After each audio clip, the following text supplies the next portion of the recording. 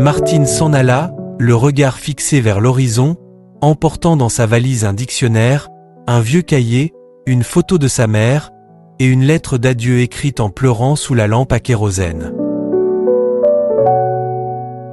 Pendant 2 ans, elle se battit encore, travaillant de nuit pour payer ses cours, vivant dans un petit logement à Hippodromo Las Américas. Là-bas, elle affronta une autre forme d'obscurité, celle du rejet, de l'humiliation, du racisme, des regards lourds de mépris. On lui disait parfois qu'elle n'était pas à sa place, qu'elle n'avait rien à faire ici. Mais elle ne répondait pas. Elle priait. Elle résistait.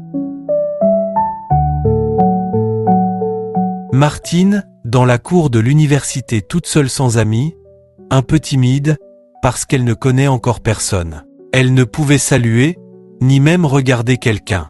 Elle marche tout droit sur la route menant dans la salle qu'elle va suivre son cours d'adaptation et d'intégration. Une jeune étudiante dominicaine se tient dans un couloir de l'université UTESA. Elle fixe Martine, l'air hautain et méprisant. Elle fronce les sourcils et lui lance d'un ton sec. ¿Qué tú haces aquí? Esta universidad no es para ti. ¿Qué viene a hacer una haitiana aquí? Vete para tu maldita país. Son attitude est agressive et discriminatoire. Autour d'elle, quelques étudiants écoutent sans réagir, certains détournent les yeux. L'ambiance est pesante, un mélange de racisme et d'injustice silencieuse. Martine se sentait enfin un peu chez elle à l'université UTESA. Après les premiers jours d'adaptation remplis d'incertitudes, elle avait rencontré Patrick, un jeune haïtien de 25 ans, en 3e année de médecine.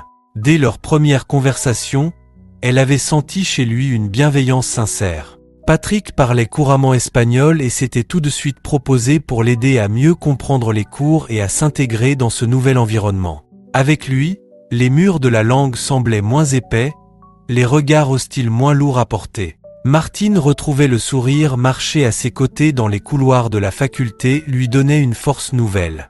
Pour la première fois depuis son arrivée, elle commençait à croire que son rêve de devenir médecin avait encore une chance de survivre.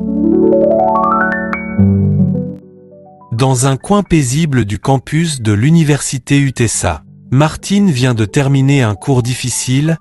Elle retrouve Patrick, son nouveau ami. Martine, souriante, un peu timide. Merci encore, Patrick, pour tout. Je t'avoue que ta présence ici, ça me fait vraiment du bien. Patrick, avec chaleur. Tu n'as pas à me remercier, Martine. On est là l'un pour l'autre, surtout loin de chez nous. Comment s'est passée ta journée? Fatigante. Et puis, l'espagnol, parfois je me sens tellement perdu. Je comprends les mots, mais quand il faut parler, tout se bloque. Je te comprends parfaitement. Au début, c'était pareil pour moi. Mais ne t'inquiète pas, tu vas t'y faire. Si tu veux, on peut s'exercer ensemble. Je peux t'aider, te corriger doucement. Tu ferais ça pour moi, vraiment? J'aimerais tellement mieux m'exprimer, ne plus avoir peur de parler en classe. Avec plaisir. On commencera par des petites conversations simples, et on progressera ensemble. Tu verras, tu vas vite prendre confiance. Dis-moi, Patrick, comment étaient tes premiers jours ici, à UTESA? Tu as eu du mal, toi aussi? Oh que oui. Je me souviens de ma première semaine. Tout était différent, la langue, les regards, les habitudes. Certains étudiants étaient gentils, mais d'autres, disons que j'ai vite compris que je devais rester fort. Tu t'es senti rejeté parfois? Raconte-moi, Patrick. Un peu au début. Mais j'ai décidé de rester moi-même, de montrer que je suis ici pour apprendre, comme eux.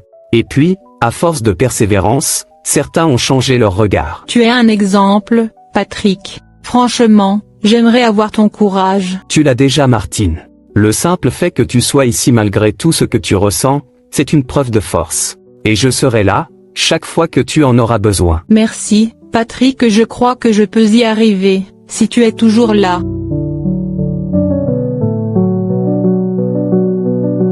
N'oubliez pas de s'abonner pour la suite de l'histoire.